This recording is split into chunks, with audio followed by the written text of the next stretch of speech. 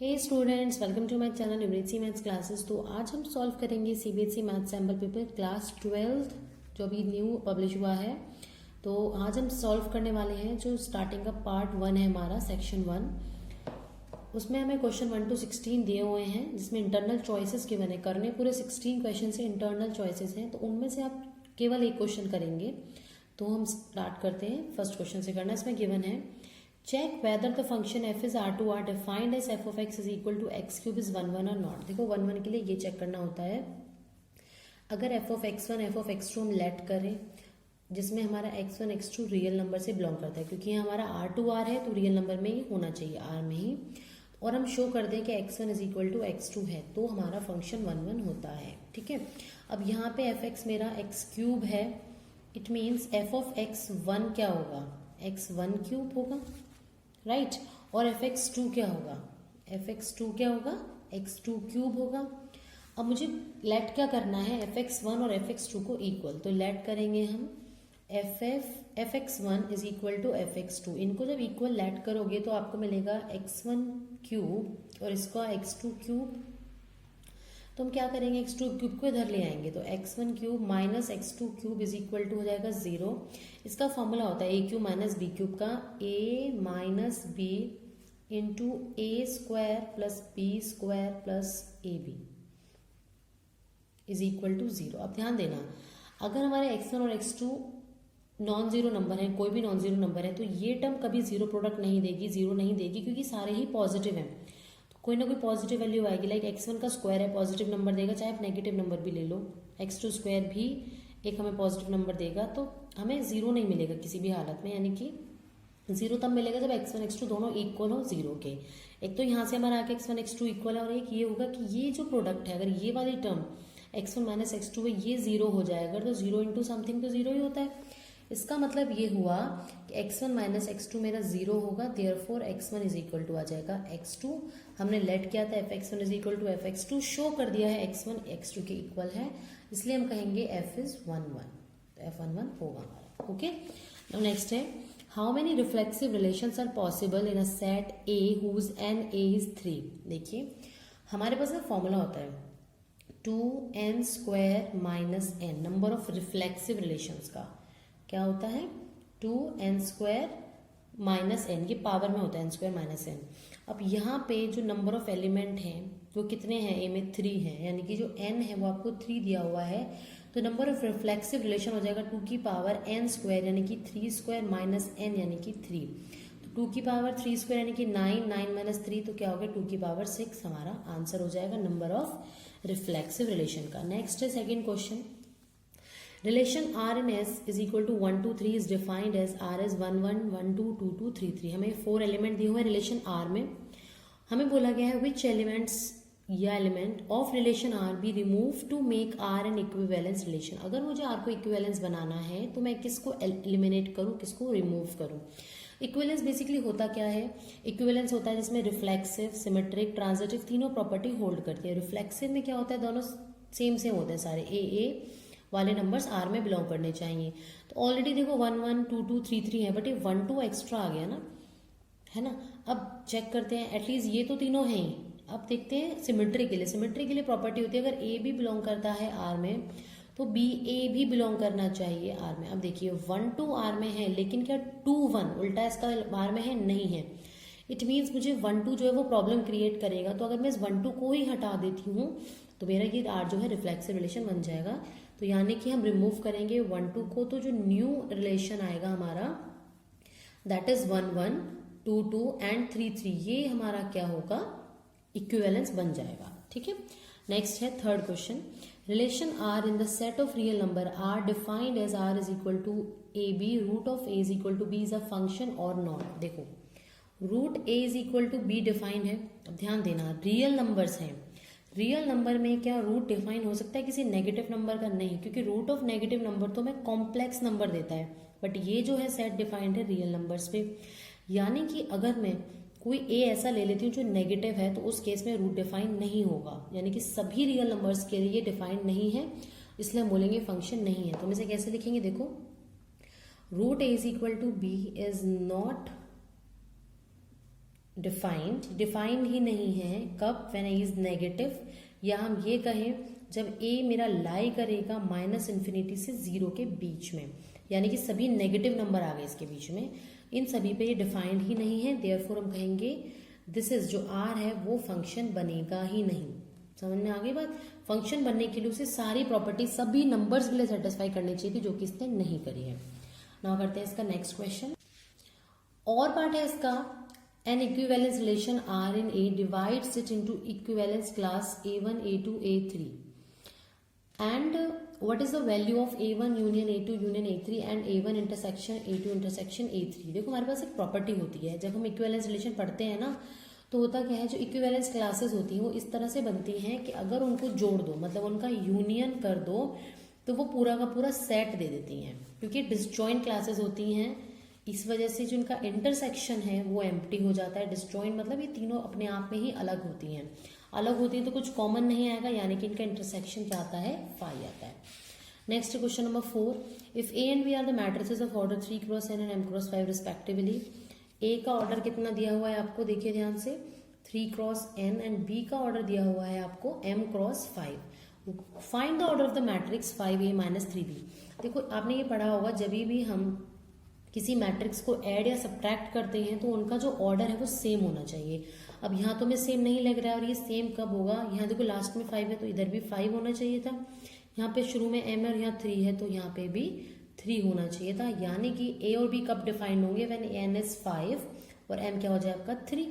तो जो order a और b का है वही हमारे एडिशन या सब्ट्रैक्शन का आता है, यानी कि 5a - b का जो ऑर्डर है 3b का वो आएगा 3 क्रॉस 5, यानी कि final answer is 3 cross 5। Okay, now next question number 5, इसमें गिवन है find the value of a square where a is a 2 cross 2 matrix whose elements are given by aij is equal to 1 when i is not equal to j, यानी कि a12 a22 a23 इस तरह से, और 0 होगा when i is equal to j, यानी कि i और j दोनों सेम हो जाए, मतलब a11 a22 a33 इस टाइप से। सबसे पहले a को डिफाइन करते हैं, क्या है, 2 क्रॉस 2 मैट्रिक्स है। 2 क्रॉस 2 मैट्रिक्स तो किस तरह से लिखी जाएगी, a11 a12 a21 a22। अब उसने बोला क्या था, i जब j के इक्वल नहीं है तो वैल्यू 1 है, i जब j के इक्वल नहीं है, यहाँ पे भी नहीं है और यहाँ पे भी नहीं है, उस केस में वैल्यू है 1, और जब i और j इक्वल है तो वैल्यू क्या है, 0। ये मेरी a मैट्रिक्स हो गई, मुझे निकालना है a स्क्वायर फाइंड आउट करने के लिए हम a को 2 टाइम्स कर देंगे मल्टीप्लाई, तो ये होगा 0 1 1 0। मल्टीप्लाई कैसे करते हैं, इस वाले रो से इस वाले कॉलम की कॉरस्पॉन्डिंग एलिमेंट्स को मल्टीप्लाई करके ऐड करते हैं। 0 को 0 से मल्टीप्लाई करेंगे 0, प्लस 1 को 1 से करेंगे तो यहाँ आएगा नंबर 1। 0 को 1 से करेंगे 0, प्लस 1 को 0 से करेंगे तो 0 आ गया। फिर इस वाले से इसको करते हैं तो ये एलिमेंट मिलता है, 1 को 0 से करेंगे 0, 0 को 1 से करेंगे अगेन 0, प्लस अब ये वाला बचा 1 इंटू 1 0 इंटू 0 यानी कि 1, तो a स्क्वायर की वैल्यू आ गई हमारे पास 1 0 0 1, या फिर आप इसे आइडेंटिटी मैट्रिक्स भी कह सकते हैं ऑफ ऑर्डर 2। एक इसका और पार्ट है, given that A is a square matrix of order 3 cross 3। एक स्क्वायर मैट्रिक्स है जिसका ऑर्डर में 3 क्रॉस 3 दिया हुआ है, और उसका डिटर्मिनेंट ए का डिटर्मिनेंट हमें -4 गिवन है। फाइंड एडजॉइंट ए का ऑर्डर। अब इसका एक डायरेक्ट फॉर्मूला होता है, डिटर्मिनेंट ऑफ ए की पावर n-1। एडजॉइंट ए के डिटर्मिनेंट का फॉर्मूला होता है डिटर्मिनेंट ऑफ ए की पावर n-1। डिटर्मिनेंट ऑफ ए की पावर लिखेंगे तो n कितना है, ऑर्डर होता है n विच इज 3, तो 3 - 1, तो ये हो जाएगा -4 की पावर 3 - 1 2, तो ये हो जाएगा -4 का स्क्वायर विच इज 16। तो आंसर आ गया आपके पास, इसका जो ऑर्डर होगा एडजॉइंट ए का वो हो जाएगा 16। नाउ करते हैं इसका नेक्स्ट क्वेश्चन। क्वेश्चन नंबर 6 में गिवन है ए एक मैट्रिक्स है AIJ स्क्वायर मैट्रिक्स है, ऑर्डर 3 क्रॉस 3 है और डिटर्मिनेंट ऑफ ए है -7। Find the value of A11 A21, ये कैपिटल ए क्या है, कोफैक्टर होता है पता ही होगा, plus A12 A22 plus A13 A23 where AIJ is the cofactor of element AIJ। आपको ध्यान होगा तो डिटर्मिनेंट हमने ये पढ़ा था A11 दोनों सेम होने चाहिए, प्लस नेक्स्ट होता है हमारा A12 मतलब किसी भी रो के कॉरस्पॉन्डिंग या किसी भी कॉलम के कॉरस्पॉन्डिंग हम इसे मल्टीप्लाई करते हैं तो डिटर्मिनेंट मिलता है। इसके अलावा अगर किसी और से मल्टीप्लाई हो जाए तो हमें उसका आंसर मिलता है 0। ये आपकी NCERT की ही एक प्रॉपर्टी है, मैं आपको दिखा देती हूँ। पेज नंबर 124 है आपकी बुक का, नोट में गिवन था इफ एलिमेंट्स ऑफ अ रो, किसी एक रो या कॉलम के एलिमेंट्स मल्टीप्लाई होते हैं with cofactors of any other row then their sum is zero, तब उनका सम क्या होता है, जीरो होता है। समझ में आ गया होगा आपको ये। देखो एलिमेंट ऑफ फर्स्ट रो थे A11, A12, A13 और ये जो है A21, A22, A23 second row के को फैक्टर है, उसमें अदर वाले से मल्टीप्लाई होते हैं तो उनका सम क्या होता है, जीरो। तो your answer will be zero. I hope clear हो गया होगा। नेक्स्ट क्वेश्चन नंबर 7 है फाइंड इंटीग्रेशन ऑफ e की power x into 1 minus cot x plus cos x square d x. 1 marker में है तो बहुत बड़ा सॉल्व करने के लिए तो नहीं आया होगा। हमारे पास एक प्रॉपर्टी थी, ध्यान हो तो, अगर e की power x into F of x plus F dash x given होता है तो हमारा आंसर जो है वो डायरेक्टली क्या आता है, सॉरी, e की power x into f x plus c. अब आप ध्यान से देखोगे तो यहाँ एफ एक्स हमारा होगा 1 माइनस कॉट एक्स और एफ डैश एक्स होगा कॉस एक्स स्क्वायर एक्स। क्यों होगा, देखो अगर आप 1 माइनस कॉट एक्स को फंक्शन मान रहे हो, डेरिवेटिव करते हो, 1 का डेरिवेटिव 0 होता है, माइनस कॉट का डेरिवेटिव होता है minus cos x square x, और यहाँ वैल्यू हो जाएगी F dash x, minus minus plus हो गया, यानी कि जो कॉस एक्स स्क्वायर एक्स है वो आपका एफ डैश एक्स है। तो इसका जो आंसर है इस प्रॉपर्टी से क्या हुआ, e की power x into f x, और एफ एक्स क्या था पूरा 1 minus cot x plus c. Okay, next करते हैं इसका और part. Evaluate minus pi by 2 to pi by 2 integration है x square sine x d x का। तो आपको पता ही होगा माइनस ए टू ए वाली प्रॉपर्टी में हम ऑड इवन फंक्शन चेक करते थे। ऑड फंक्शन अगर आता था ये अंदर वाला तो हमारा आंसर होता था 0, अगर इवन होता था तो ट्वाइस हो जाती थी लिमिट 0 टू पाई बाय 2। तो ऑड इवन कैसे चेक करते थे, अगर F of minus x, x की जगह माइनस एक्स रखने पे फंक्शन सेम आ जाता है, एफ एक्स आ जाता है तो इवन फंक्शन होगा, ऐसे आ गया तो इवन होगा। और अगर क्या आ जाता है, एफ माइनस एक्स हमारा माइनस ऑफ एफ एक्स आ जाता है, एक माइनस का साइन भी लग जाता है एफ एक्स के साथ, तो वो होता है हमारा एक ऑड फंक्शन।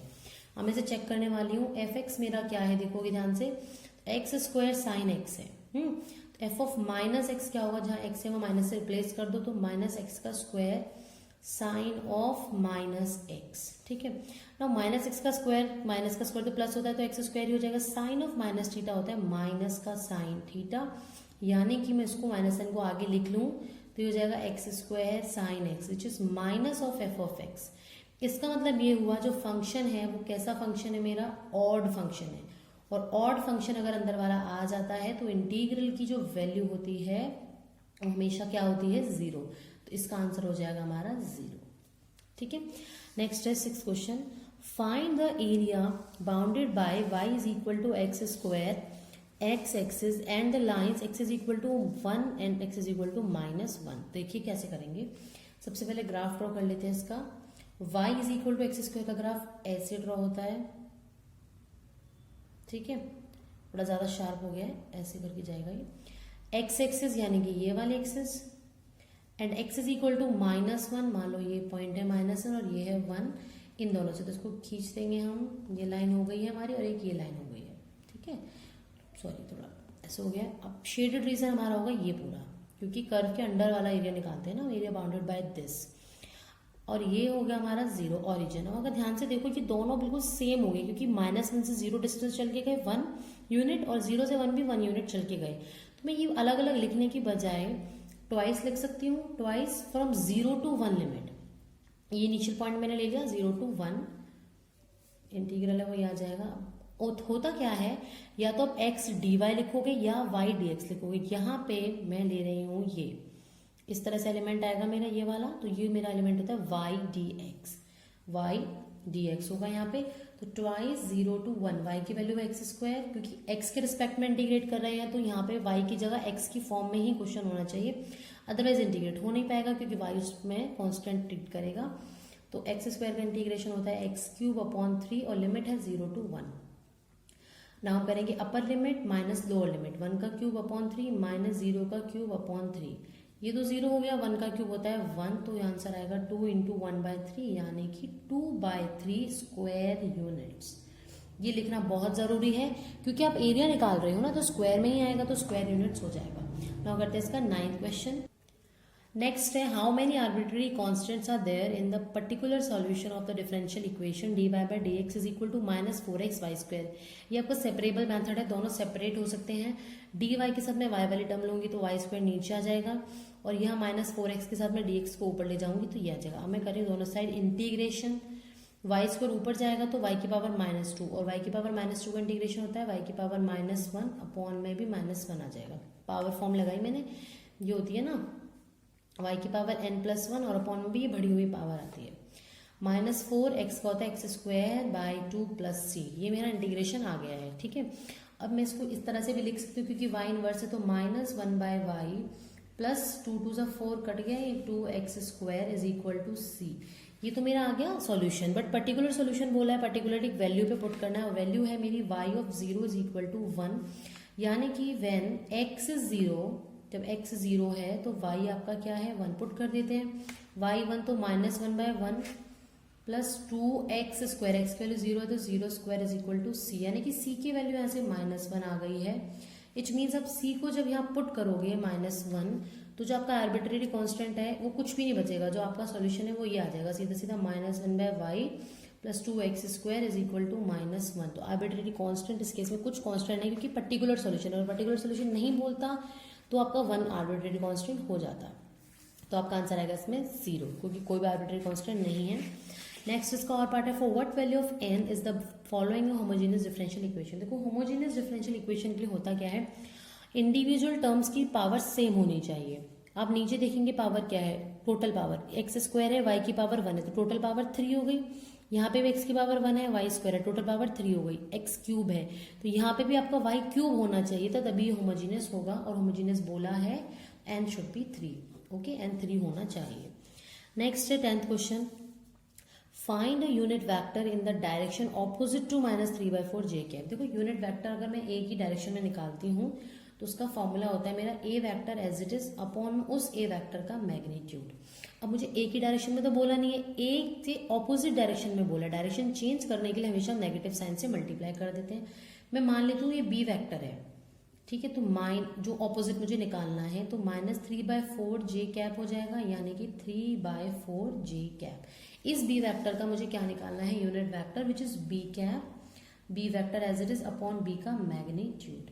तो मैं इसका मैग्नीट्यूड भी फाइंड आउट कर लेती हूँ, तो वो होगा √ऑफ, देखो i कुछ नहीं है तो i का कोफिशिएंट 0, 0 का स्क्वायर प्लस g का कोफिशिएंट है 3/4, 3/4 का स्क्वायर प्लस k का स्क्वायर, k भी कुछ भी नहीं कोफिशिएंट तो यहाँ पे 0, तो ये बचेगा सिर्फ √ऑफ 3/4 का स्क्वायर, और स्क्वायर से रूट कैंसिल, बच गया सिर्फ 3/4।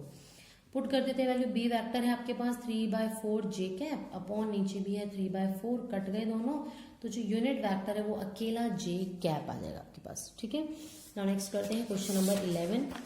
क्वेश्चन नंबर 11 है find the area of the triangle whose 2 sides are represented by the vectors 2i and -3j।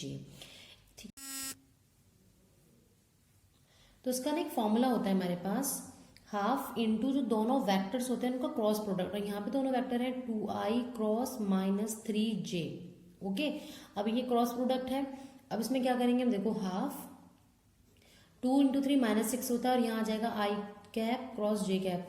ठीक है, और ये हम ध्यान रखना i j k, अगर i क्रॉस j करते हो तो k मिलता है, j क्रॉस k करते हो तो i मिलता है, k क्रॉस i करते हो तो j, इस डायरेक्शन में चलना चाहिए, ध्यान रखना। तो i क्रॉस j आपका हो जाएगा, और ये वैल्यू है आपके पास -3, ये -3 और ये k कैप, इसका मॉड्यूलस, ये पूरा मॉड्यूलस इसके बाहर है। ओके, नाउ -3 k कैप है, मॉड्यूलस का फॉर्मूला होता है, अगर i cap j cap k cap होते हैं इस तरह से xi yj zk कैप, तो i का कोफिशिएंट यानी कि x का स्क्वायर, j का कोफिशिएंट y² z² ये होता था, बट यहाँ i j तो है नहीं, तो ये तो अपने आप ही 0 बन गया, तो बचा z यानी कि k का कोफिशिएंट -3 है, तो -3 का ये स्क्वायर हो जाएगा विच इज 9, और 9 का रूट 3 ही होता है, यानी कि इसको सॉल्व करके आपके पास आएगा 3 स्क्वायर यूनिट्स, क्योंकि ये एरिया है तो स्क्वायर यूनिट्स आप जरूर लिखेंगे।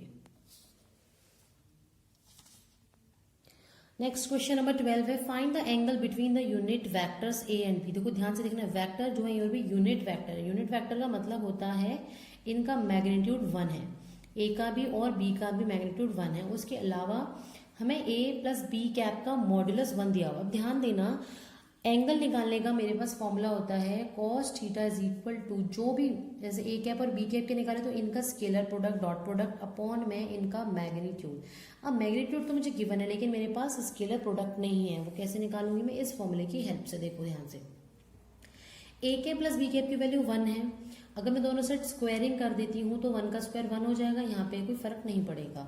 अब यहाँ पे लगाऊंगी मैं ए प्लस बी का होल स्क्वायर, तो ये हो जाएगा देखो a square plus b square plus 2ab is equal to 1।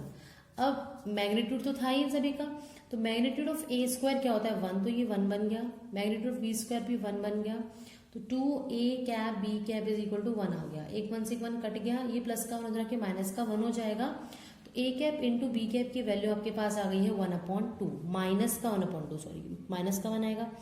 अब ध्यान देना, इस वैल्यू को हम कॉस थीटा में पुट करेंगे, तो कॉस थीटा आपका हो जाएगा -1/2 अपॉन ए का मैग्नीट्यूड 1 है, बी का भी 1 है, तो ये -1/2 आ गया।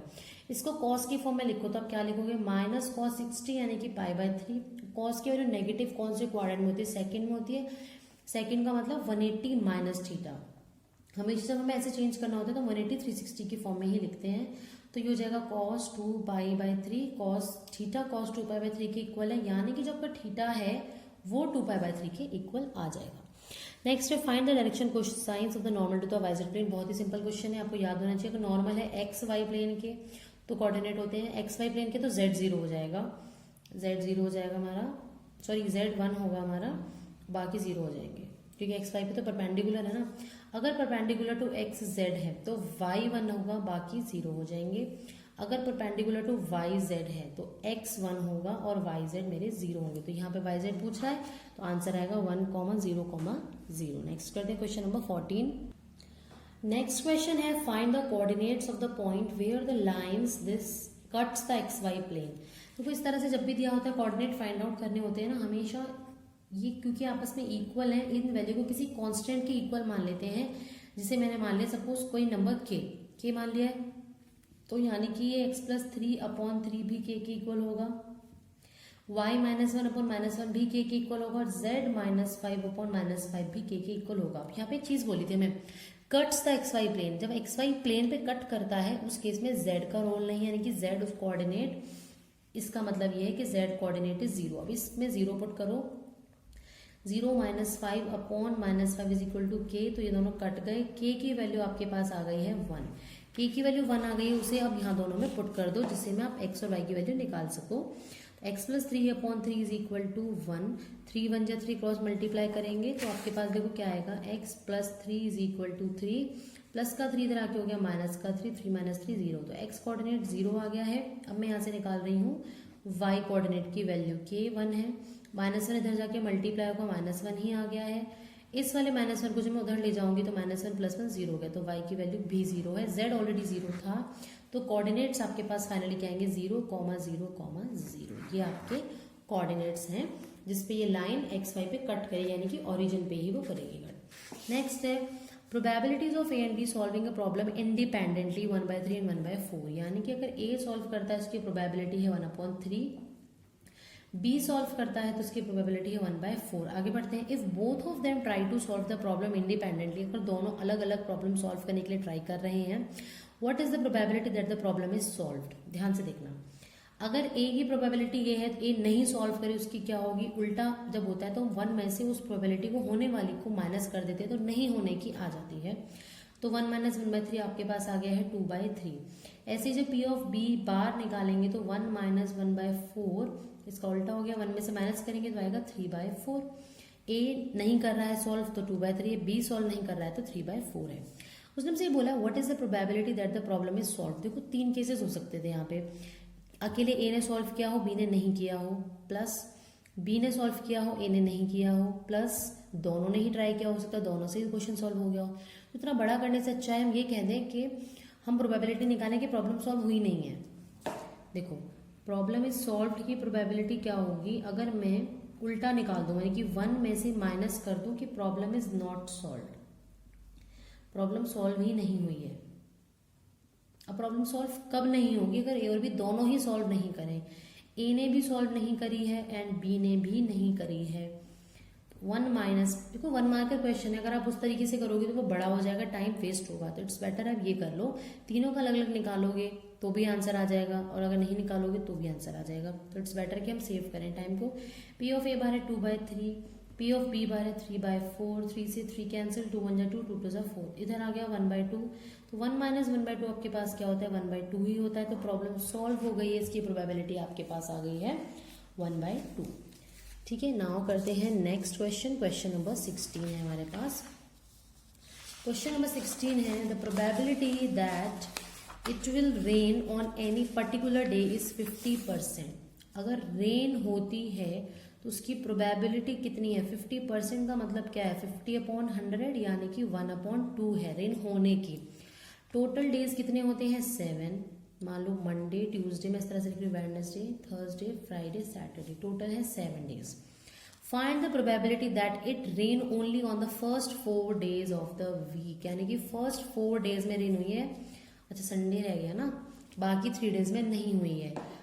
प्रोबेबिलिटी क्या थी होने की, 1/2, यानी कि इस दिन रेन हुई है तो 1/2 हो गई, इंटू इस दिन रेन हुई है इसकी 1/2 हो गई, इस दिन भी रेन हुई है इसकी 1/2 और इसकी भी 1/2 हो गई है। ठीक है, इंटू अब इनकी देखते हैं, यहाँ रेन नहीं हुई है, जब होने की 1/2 है, मान लो ये ए है, तो ए बार कितना हो जाएगा कि रेन नहीं हुई है, तो नहीं होने के लिए 1 में से माइनस करेंगे, 1 माइनस 1/2, 1/2 ही आ गया है।